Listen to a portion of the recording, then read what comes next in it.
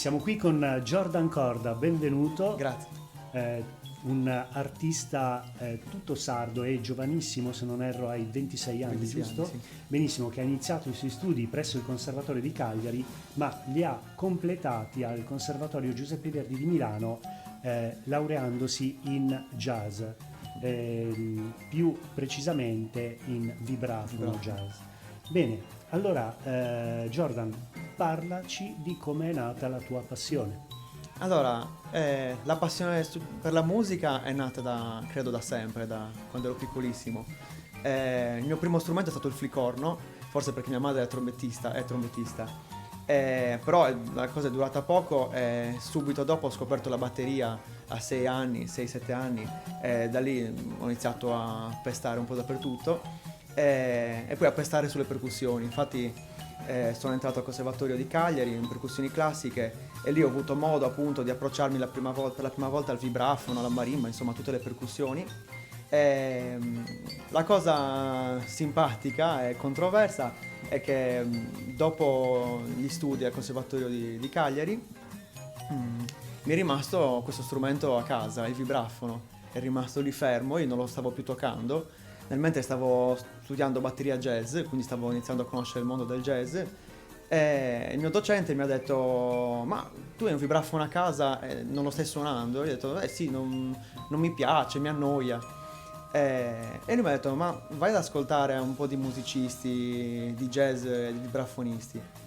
E allora lì ho iniziato a ascoltare musica jazz col vibrafono. Quindi questo ti ha stimolato, insomma. Mi ha stimolato e mi ha aperto un mondo, perché io pensavo che il vibrafono appartenesse unicamente al mondo della musica classica contemporanea europea, quindi per me era solo quello. Invece ho scoperto che c'era veramente un'infinità di musica. Oltretutto quando studiavo al conservatorio non ero neanche bravo al vibrafono, c'era lo strumento in cui andavo peggio. E allora dopo ho iniziato a studiare jazz col vibrafono e quindi piano piano il mio strumento principale non era più la batteria ma il vibrafono. Ho capito, Giorgio. Noi abbiamo avuto, come dire, una circostanza musicale, abbiamo vissuto una circostanza musicale in comune con l'Orchestra Jazz della Sardegna forse un anno e mezzo fa, e in quell'occasione appunto ti conobbi. Ma ancora prima di conoscerti era la tua fama a raggiungerci, perché sappiamo delle tue molteplici collaborazioni in ambito jazzistico a livello nazionale. Ce ne vuoi parlare? Vabbè, in realtà non sono neanche così tanti in quanto la carriera è ancora breve, però sì, ho avuto varie soddisfazioni perché partendo dal Conservatorio di Milano ho avuto modo di conoscere un po' di musicisti dell'ambiente di Milano italiano.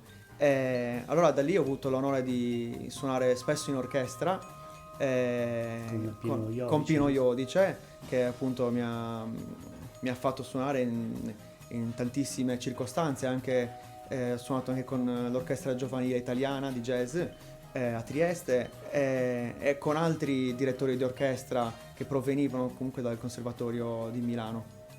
E quindi oltre all'esperienza in orchestra jazz ho avuto poi il piacere di suonare con i musicisti in quelle piccole formazioni con cui è consuetudine suonare nel jazz, nei piccoli locali. Tra questi sicuramente la più importante collaborazione che ho avuto è con Gianni Cazzola, che è uno dei più grandi storici batteristi di jazz italiani, che sicuramente oltre all'esperienza bellissima che è stata suonare con lui, che è tuttora, è stata un'esperienza formativa, perché mi ha dato la possibilità di sentire cos'è il jazz.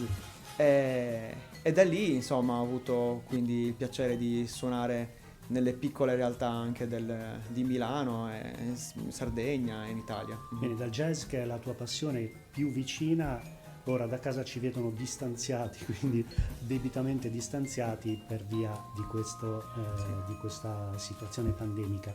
E a tal proposito noi abbiamo pensato a questo progetto streaming appunto che possa prevedere una lezione concerto che sia fruibile per i nostri allievi a casa e così per tutto il pubblico che vorrà seguirci. Quindi io ti chiedo che cosa ci proporrai in questa occasione? Quello che vi proporrò per il concerto, vi proporrò delle canzoni jazz, degli standard jazz del repertorio appunto jazzistico, ovviamente improvvisati e riadattati secondo una mia visione in questo momento. E poi vi parlerò e vi racconterò circa le generalità del vibrafono a livello storico. Vi farò un po' di nomi di chi sono stati i grandi vibrafonisti che hanno reso celebre il vibrafono. Benissimo, allora ci avviciniamo al momento della musica. Non rimane che ringraziare la Regione Autonoma della Sardegna, l'assessorato alla pubblica istruzione, il comune di San Sperate, il comune di Ulta e il nostro consiglio di amministrazione che ha promosso questa iniziativa. A questo punto diamo spazio alla musica con Jordan Cord. Grazie.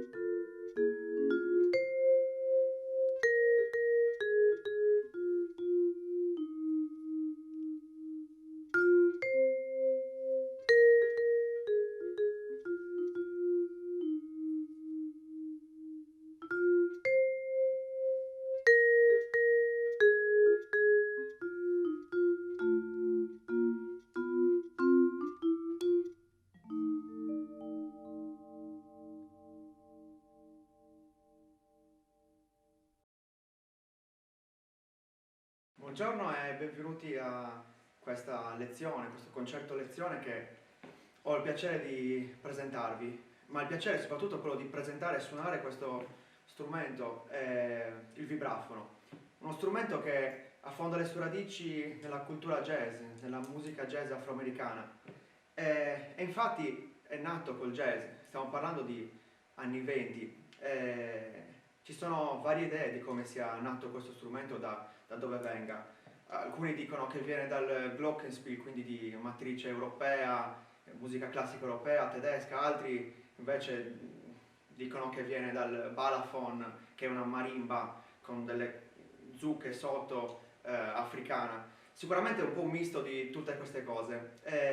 La cosa che sappiamo è che prima del vibrafono c'era uno strumento che non aveva nome, o comunque a noi non è arrivato, uno strumento che aveva delle barre di metallo inclinate verso l'interno e che veniva suonato con degli archetti. Solo dopo una compagnia di strumenti musicali che creava strumenti musicali ha deciso di appiattire queste barre e creare il vibrafono come lo vedete oggi. Infatti il vibrafono è formato da due strisce di barre di metallo intonate, uno strumento idiofono, e al di sotto troviamo due tubi sonori che servono per amplificare il suono, e se non ci fossero il suono sarebbe quasi muto, smorzato.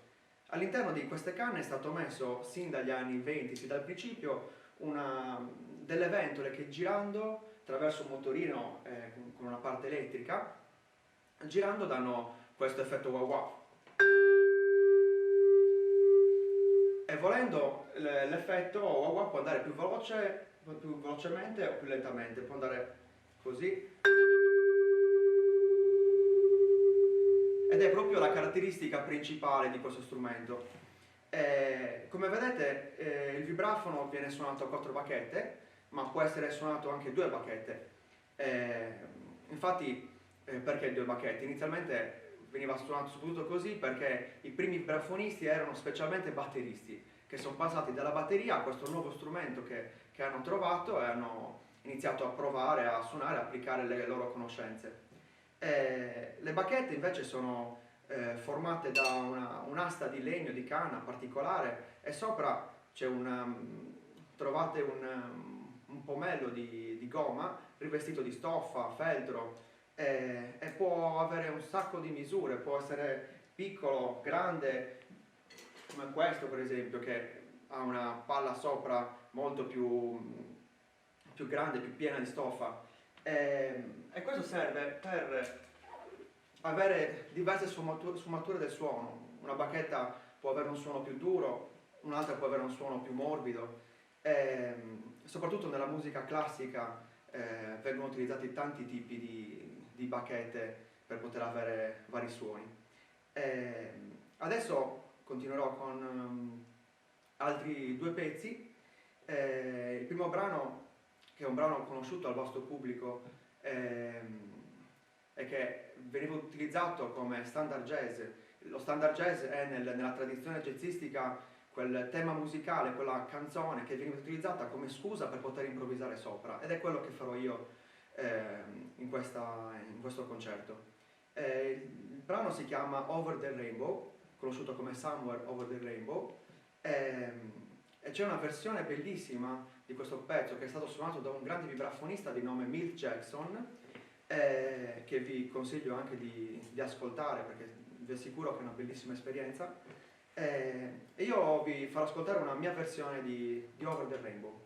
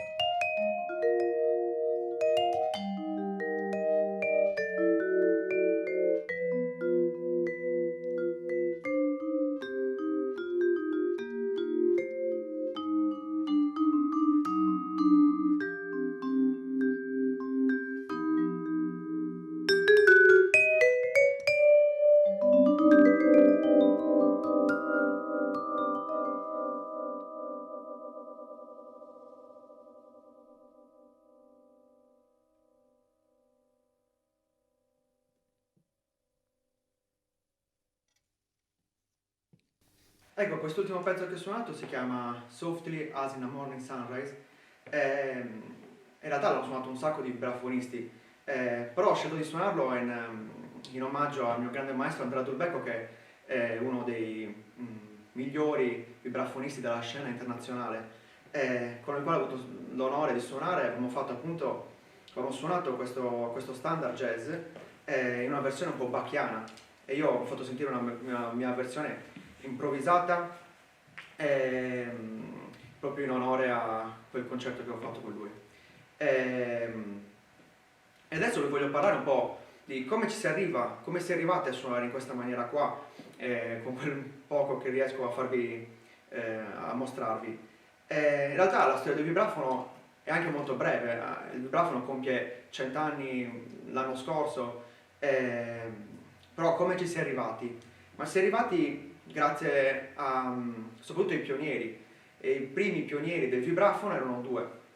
Da una parte abbiamo Lionel Hampton, che appunto batterista, prende le bacchette e decide di provare questo strumento, il vibrafono, chiamato da Benny Goodman, che era un grande clarinettista che ha fatto la storia del jazz, e gli è stato chiesto tipo prova a suonare questo strumento, vediamo un po' cosa esce.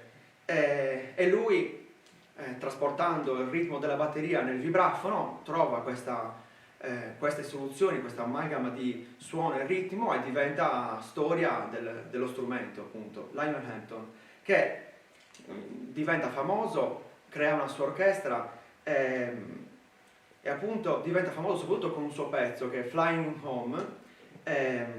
Vi farò sentire brevemente di cosa si sta parlando per darvi un'idea. Ovviamente lì regnava l'idea dello swing, quindi Lionel Hampton con le sue due bacchette era diventato il re dello swing nel vibrafono, e circa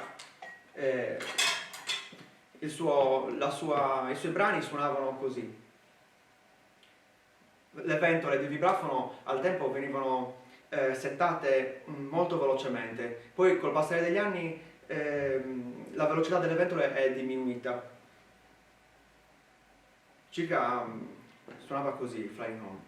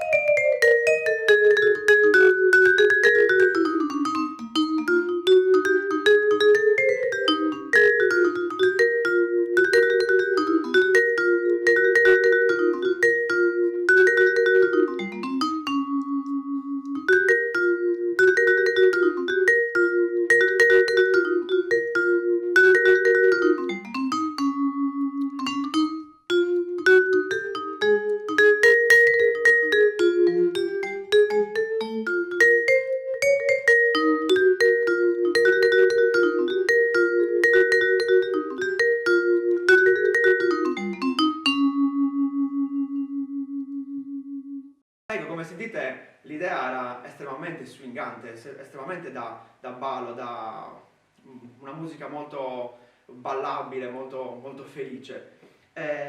Al suo pari, nello stesso periodo, c'era un altro vibrafonista che si chiamava Red Norvo, e lui però, che proveniva da studi classici, studiava il pianoforte e faceva jazz, anche lui quindi comunque figlio dello swing, di quell'epoca del jazz lì, decise appunto di prendere il vibrafono, e non si faceva bastare tutte e due bacchette, ma bensì decise di prenderne 4, inventò una tecnica sua, prendeva le bacchette molto in avanti, suonava molto piano e diede la prima idea di vibrafono a 4 bacchette. Vi faccio sentire un breve pezzo di uno standard jazz che si chiama Take the A-Train. Come poteva suonarlo lui, ovviamente darò una mia versione.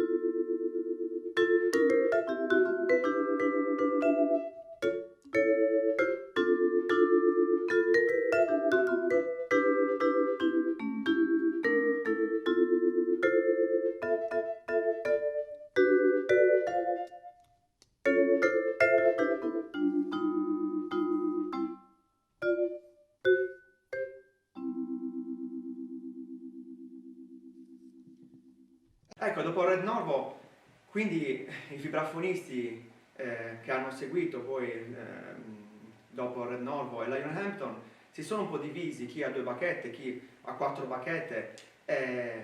Poi il vibrafono è diventato famoso un po' anche nei vari stili, con la crescita e l'evoluzione del jazz si è evoluto anche il vibrafono, quindi non posso non citarvi il grandissimo vibrafonista jazz Milt Jackson, di cui vi ho già parlato prima, che lui, vibrafonista afroamericano, ha 2 bacchette, ha trasformato il vibrafono in uno strumento ancora più profondo, le frasi erano molto più articolate e quando suonava i pezzi lenti, le ballad, riuscì a portare fuori dal vibrafono un suono estremamente più da una parte forte, aggressivo e dall'altra profondo è bello, proprio un suono bello che il vibrafono non aveva ancora avuto. Una cosa importantissima di Milt Jackson è che lui oltretutto prese spunto anche dalla classica, infatti col suo gruppo, i Modern Jazz Quartet, io ovviamente in questa mezz'ora, 40 minuti dove vi suonerò e parlerò, vi farò molti nomi di musicisti con la speranza che voi andiate, ascoltiate perché ascoltare questa musica potrebbe ispirarvi. Milt Jackson appunto cosa fece? Con il Modern Jazz Quartet e John Lewis, che era un pianista, uno dei migliori della sua epoca, presero di riferimento alcuni brani, canzoni jazz e si fecero ispirare però dalla musica classica, in particolare da Bach, e crearono quindi un nuovo modo di suonare, che se siete curiosi, questo periodo storico si chiama Third Stream. Mick Jackson circa poteva suonare in questa maniera qua.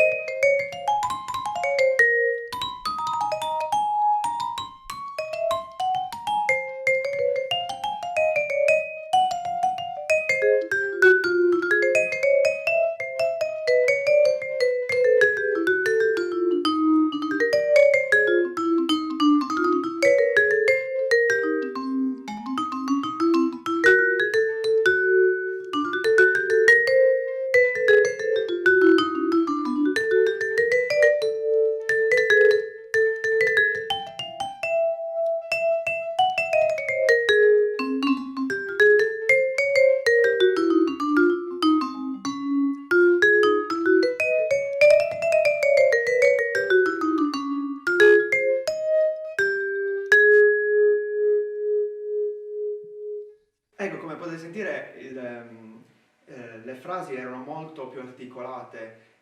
Stiamo parlando degli anni 40-50, dove nel jazz,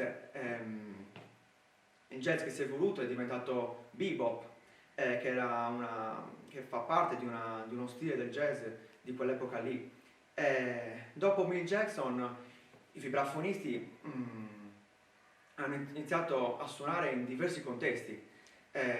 Abbiamo vibrafonisti che suonavano nel jazz, vibrafonisti che suonavano nella fusion, vi posso citare Mike Manieri degli Steps Ahead, oppure Dave Samuels degli Spyro Gyra. Il vibrafono ha iniziato a comparire anche nel Latin, nel Latin possiamo trovare Carl Juder, insomma tantissimi vibrafonisti che hanno portato il vibrafono a una fama che prima non aveva mai avuto. Nel jazz è importante citare Bobby Hutcherson, che ha preso il vibrafono di Mick Jackson e l'ha reso ancora più dolce, profondo e da un'altra parte ancora più ritmico, più estremo nel modo di suonare. Però il vibrafonista che bisogna assolutamente citare, di cui dobbiamo assolutamente parlare, è Gary Barton. Perché Gary Barton? Perché ha fatto qualcosa che prima nessuno aveva mai fatto. Aveva preso 4 bacchette, anche lui, come Red Norvo, però ha fatto sì che la sua tecnica gli permettesse di poter suonare il vibrafono da solo. Quindi quello che i vibrafonisti moderni a 4 bacchette riescono a fare è grazie a lui. Infatti Gary Barton si è inventato una sua tecnica di 4 bacchette. Bisogna dire che esistono più tecniche di presa, di grip delle bacchette. C'è la Gary Barton, c'è la Stevens e poi c'è la tradizionale. Poi ce ne sono anche altre, ma di base queste sono le 3 più famose. E Gary Barton ha fatto una cosa bellissima, intelligentissima. Ha preso ciò che si faceva nel pianoforte e l'ha trasportato nel vibrafono. Quindi a lui oggi dobbiamo veramente, noi vibrafonisti dobbiamo veramente tutto, perché grazie a lui che possiamo suonare anche da soli. Infatti lui non aveva bisogno sempre di un gruppo o di un pianista che lo accompagnasse, perché gli bastava da solo. Dopo Gary Barton ci sono stati tantissimi altri vibrafonisti, ovviamente, fino ai giorni nostri. E adesso che vi ho dato circa un'idea generale di com'è stata la storia del vibrafono, ovviamente in maniera molto sintetica, saltando molti nomi importanti purtroppo, vi suonerò il prossimo pezzo, penultimo pezzo, che si chiama Beatrice di Sam Rivers, un pezzo originale jazz molto importante a livello storico, e poi arriveremo alla fase conclusiva di questa lezione del concerto con un blues finale.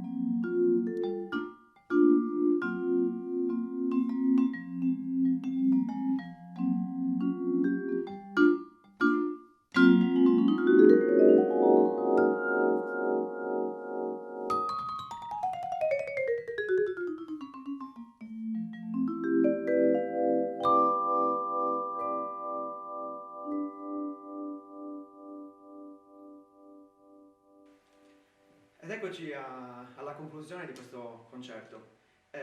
Prima di dirvi le ultime cose vorrei fare dei ringraziamenti. Ringrazio Maurizio Ligas e la Scuola di Musica di Sperate perché mi ha dato l'opportunità di essere qua oggi, di potervi parlare di questo strumento e vi assicuro non è una cosa che accade spesso. E poi vorrei ringraziare voi che mi state ascoltando e adesso ne approfitto per dirvi e darvi un consiglio mio. Il consiglio è quello di improvvisare. Vi consiglio a tutti quanti di improvvisare, che siate piccoli, grandi, prendete il vostro strumento e suonate, provate, ascoltate, perché l'improvvisazione è creazione e la creazione è immaginazione. E ciò che fa l'arte è proprio questo, arte è immaginare, essere creativi e quindi il mio consiglio di improvvisare serve appunto per ampliare la mente, sia che fate classica, rock, jazz, è una cosa che vi aiuta proprio per imparare ad ascoltare e a trarre qualcosa ancora di più, che leggiate uno spartito o che suoniate una chitarra elettrica. Oltretutto vorrei dare anche un consiglio ai batteristi, cioè se voi provate un qualsiasi strumento a tastiera, che sia vibrafono, marimba, questo vi darà la possibilità di avere quello che la batteria difficilmente ha, ovvero la melodia.